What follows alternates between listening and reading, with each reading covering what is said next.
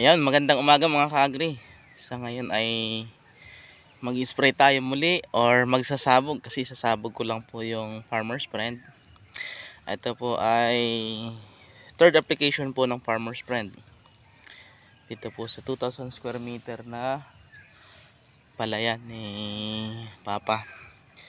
So ngayon, ito yung ating binabad kahapon. Yan. Gagawin natin, kumuha lang tayo ng balde tsaka isang tabo. Then spray natin or sasabog natin sa palayan.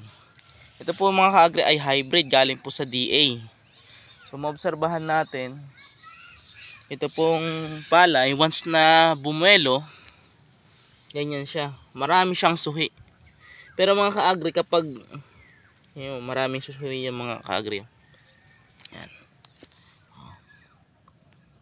Ito. Pero mga ka-agri, kapag dikit-dikit mga ka-agri yung palayan, napakakunti ng suhi. Yan. Kita niyo po ba mga ka-agri?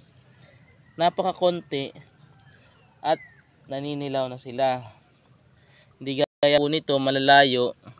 Yan, maganda. Nakakabuelo. Kaya mga ka-agri, sa mga susunod po na sa mga nagtatanim po ng hybrid, ang pinaka the best application po or tamang distance po ng pagtatanim ay at least 12 inches po ang distance.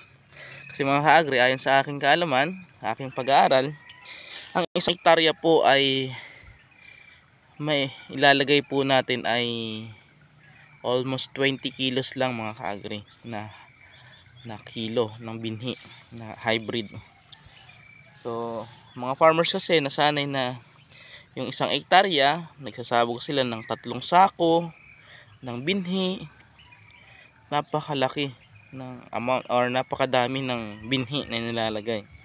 Kaya nangyayari yung palay nila hindi nakakahinga, kumbaga kumpulan sila sa isang area. Tulad dito mga agri, kumpulan. Yan. So hindi na nag-aagawan sila ng nutrients mga ka-agri. So ayan, umpisa na natin mga ka-agri at tayo'y tinatanghali na. Ngayon po ay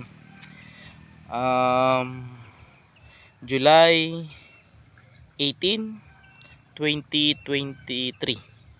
Alas 7 po ng umaga dito sa Barangay San Antonio, Iriga City. So yun lang po mga ka-agri. Ito po ang inyong lingkod, si Victor San Jose, ang inyong ka-organic agri at go CH Agritech, go Freedom Hustler. Bye bye.